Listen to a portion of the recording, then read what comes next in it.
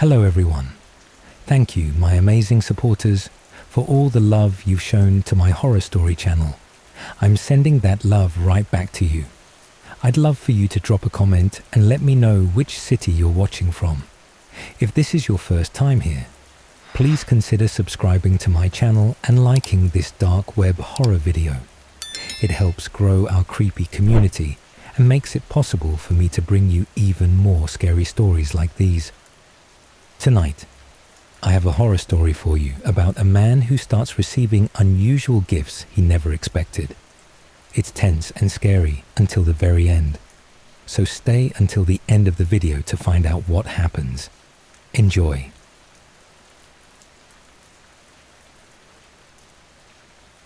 The pocket watch arrived on a Tuesday, the kind of grey, gutless Tuesday that clings to your bones like wet socks. The October air hung thick with diesel fumes and dying leaves, carrying the metallic tang of approaching winter. It sat on my porch swing, chain coiled like a dead rattlesnake, ticking with a sound that seemed to echo in my chest cavity. I hadn't ordered it, hadn't earned it, but the engraving on the back for Henry itched at me like a splinter under my fingernail. The brass felt warm despite the morning chill, as if it had been clutched in someone's palm moments before. I'm no Henry, never was, never wanted to be. My name's James Thorne, same as my grandfather, same as it says on my mailbox. But something about that watch, it had weight, presence, like carrying a secret that wants to be told. Still, I slipped it into my coat pocket. The weight of it felt wrong, like carrying a severed hand. Each step made it bump against my thigh, a gentle reminder, tick-tock, tick-tock. That afternoon, the gas station blew. I'd been there every morning since Karen left. Same burnt coffee, same stale glazed donut, same tired smile from Mary behind the counter. But that day, something pulled me down the long road, past the old cemetery where the headstones lean like bad teeth. Through the rearview mirror, flames clawed the sky at exactly 3:07 p.m.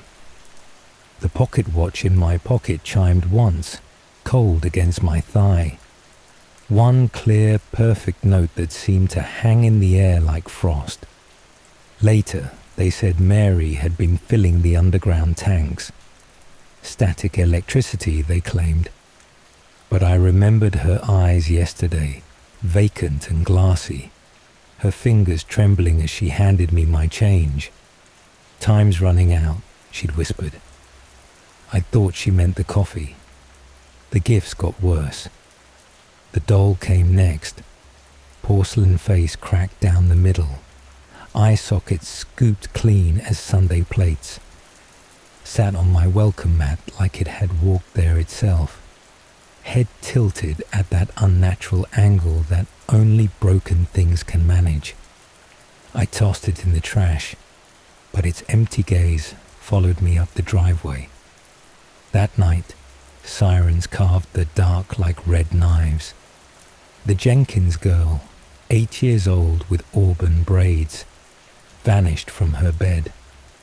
They found her nightgown in the woods, damp with something thicker than dew, something that left rust-colored stains on the investigating officer's latex gloves. I dug the doll out of the garbage. Its head turned when I wasn't looking, tiny neck grinding like broken glass. In its cracked face, I saw something familiar, the same vacant stare Mary had worn before the explosion. That night, I heard scratching at my window, not the branch that usually taps there during storms. This was deliberate, patient. The doll's face pressed against the glass, its empty eyes weeping black resin, mouth stretched in a smile that knew too much. And behind it, barely visible in the moonlight, stood a figure wearing a face I recognized from my mirror. The photograph arrived in a black frame, reeking of kerosene and turned earth. The stench wasn't coming from the frame itself, or even the glass. It seeped from the paper, from the very image captured decades ago. Mom stood in her Sunday dress, 1950s curls frozen in time, that patient smile she wore when she knew something was coming. Behind her, the old church loomed, its steeple a skeletal finger, but the shadow, Christ, the shadow, it wasn't hers. Too tall, too many limbs, bending in ways shadows shouldn't bend. The liquor didn't help. Each glass just made the shadow clearer, sharper, more deliberate in its wrongness. The bottle emptied, but that reek of kerosene grew stronger, mixing with the whiskey until every breath tasted like fire waiting to happen. At 3 a.m., the smoke woke me. Not my house. The revival tent on the outskirts. The one preaching hellfire and redemption, where Pastor Mills had been drawing bigger crowds each week. The bell tower, rusted and condemned since the 30s, had collapsed. 23 dead. Most of them were still inside when the ancient beams gave way, though gave way wasn't right. The metal had twisted, melted in places, as if something had pulled it down from below. The sheriff found me at the site, my boots leaving prints in ash that seemed too dark, too oily. Dark stains marked the ground where the beams had fallen, spreading in patterns that looked deliberate, like the cracks in that doll's face. "You knew," he said, not a question. His flashlight beam caught my face, and for a moment, his eyes widened at whatever he saw there. Behind him, firefighters pulled another body from the wreckage. The corpse's shadow stretched impossibly long in the floodlights, reaching toward me with limbs that moved against the light.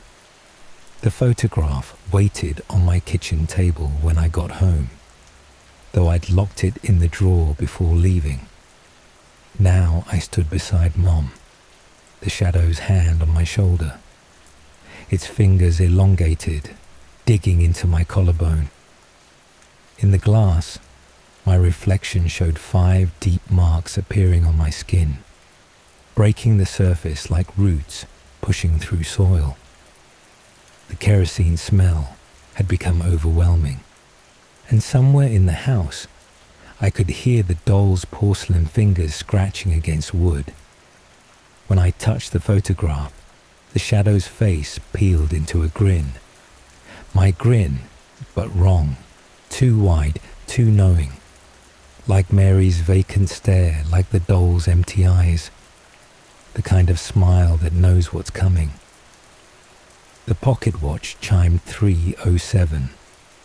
In the reflection of the photograph's glass, I saw the doll standing in the doorway behind me, its cracked face now bearing that same impossible grin. The lockbox screamed when I opened it. Not a metaphor, a wet human sound, like someone who'd been holding their breath too long underwater. Inside, Dad's badge, tarnished but unmistakable. His service photo flashed in my head, jaw set, eyes wary. He'd vanished on a routine patrol, 1989. They found his car, not him. The wedding ring inside belonged to a woman I'd never met. My mother had died in childbirth, or so I'd been told. The ring fit like it was molded for me, and beneath it, my finger turned grey, like old meat. The bone flute beside it was yellowed with age, carved with symbols that hurt to look at. It played a single note, a sound that made Buster, my golden retriever, whimper and hide under the porch, the same sound the pocket watch made at 3:07. I followed the note's pull to the woods, past the revival tent's ruins where shadows still danced in the ashes. The cabin wasn't there last week. Its walls bled sap, floorboards speaking in my father's voice. "You're late, Henry." Inside a desk held a ledger bound in something that felt too much like skin. Names, dates, each entry followed by a number. Hours, minutes, seconds. Time of death, I realized. Some names I recognized from the gas station explosion, others from the revival tent. My name, circled in red, Henry Weiler. Next to it, a time, 3:07. The sheriff dragged me out, revolver drawn. His hands shook, not from fear, but recognition. "Your old man's bones are in that quarry car, kid. We found them last week, right after the doll appeared. But the coffee in the mug, it was still steaming." He looked at my face, then at the photo on the desk. My father in his uniform, the same face. "You're not James Thorne," he said. "You never were." The bone flute in my pocket sang that single note. The doll sat in the cabin's window, Mom's wedding ring glinting on its porcelain finger. The darkness behind it shifted, wearing my father's face. The ledger waited on my nightstand, though I'd left it in the cabin. The last entry, in Dad's handwriting. It's his turn now. Below it, in fresh ink that still gleamed wet. Time is a circle. Henry always comes home. Outside, the pocket watch swung on the porch, marking time. 3:07. The doll's cracked smile widened with each tick. 3 days later, they'd find another child's nightgown in the woods. The stains would match the ones from 35 years ago, when Henry Weiler first disappeared. I am my father's son after all. The mask clung like a second skin. Wax dripped into my mouth sweet as rot. In the dream, Dad wore the shadow's face, but his voice was mine. Grandpa fed it a soul a year.